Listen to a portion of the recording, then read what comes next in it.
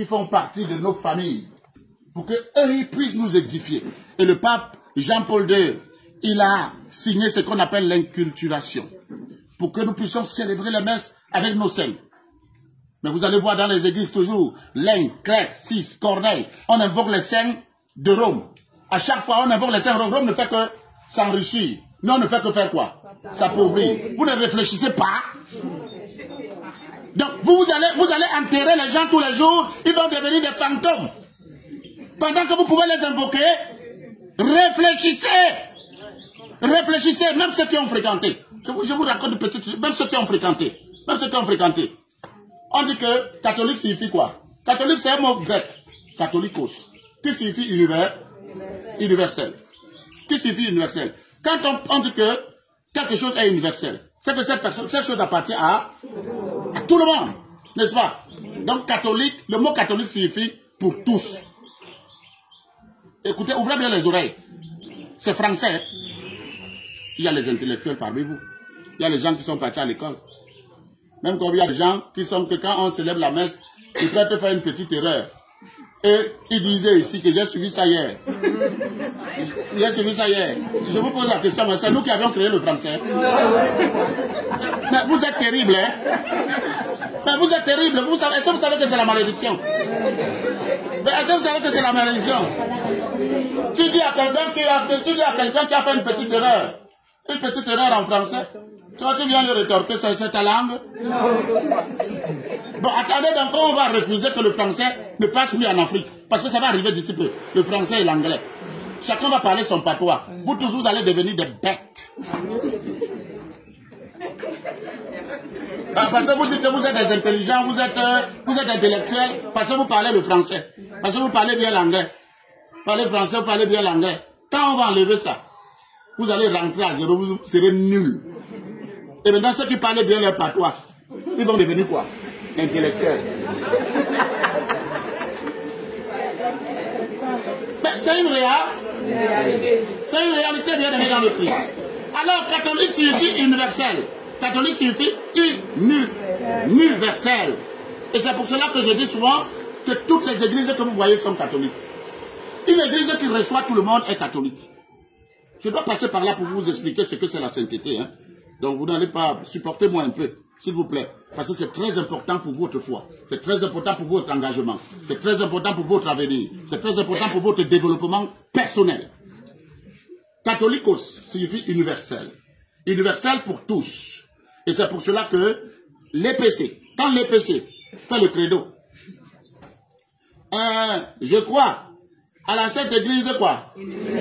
Universelle. Si tu dis que, et dis que je crois à la Sainte Église catholique, il va dire, je ne suis pas catholique.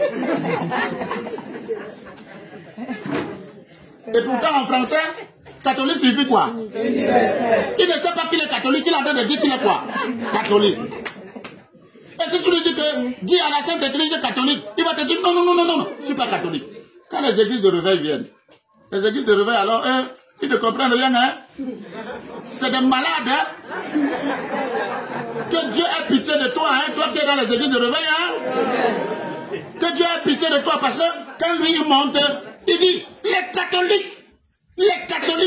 Attends, il n'est même pas parti en profondeur pour comprendre ce que signifie quoi? Catholique.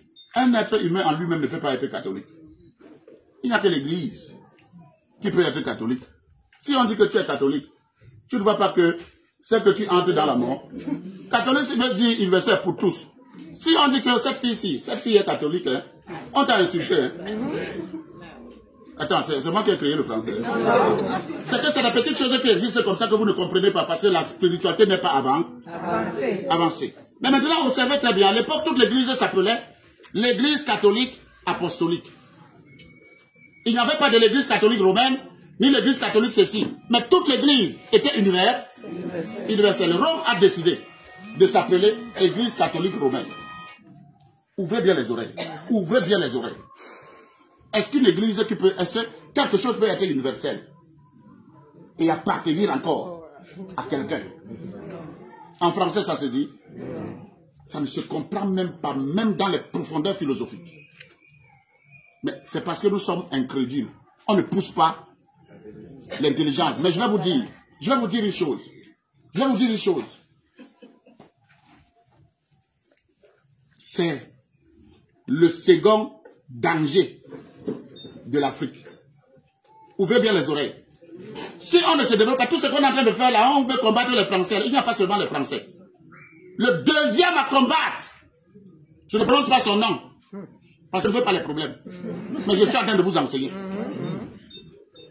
Celui qui a la réflexion poussée, fait quoi?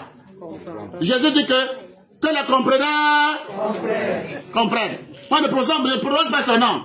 Mais je vous dis, il y a quelqu'un qui dit, vraiment, moi je ne fais pas n'importe quoi, moi je suis catholique romaine. Tu es catholique romaine, hein? Mais tu es camerounaise. Tu es camerounaise. Quand tu veux partir à Rome, on te donne le visa. Tu ne vois pas que c'est l'esclavage. Quand tu pries, tu dis à la Sainte Église catholique, tu ne vois pas que ton pays continue à rester pauvre. Tu pries pour un pays. Je vous rappelle que le Vatican, c'est un pays. Le Vatican, c'est un État. Et ouvrez bien les oreilles, le Vatican, c'est un État qui a cherché des plans comment faire pour dominer le monde. Et ce n'est pas une église comme les vraies églises du Christ. C'est une église diplomatique. Écoutez, diplomatique. C'est une église diplomatique.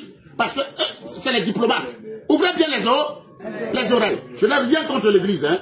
Mais si nous, les Africains, on ne prêche pas nos frères pour qu'ils commencent à prier pour leur pays, pour qu'ils commencent à prier pour les évêques de leur pays, je préfère que tu pries pour Monseigneur Cléda. Je préfère que tu pries pour un évêque d'ici. Mais je ne préfère pas qu'on continue à prier pour l'Europe, qu'on continue à prier pour le Vatican, pour que le Vatican continue à s'enrichir pendant que nous sommes pauvres.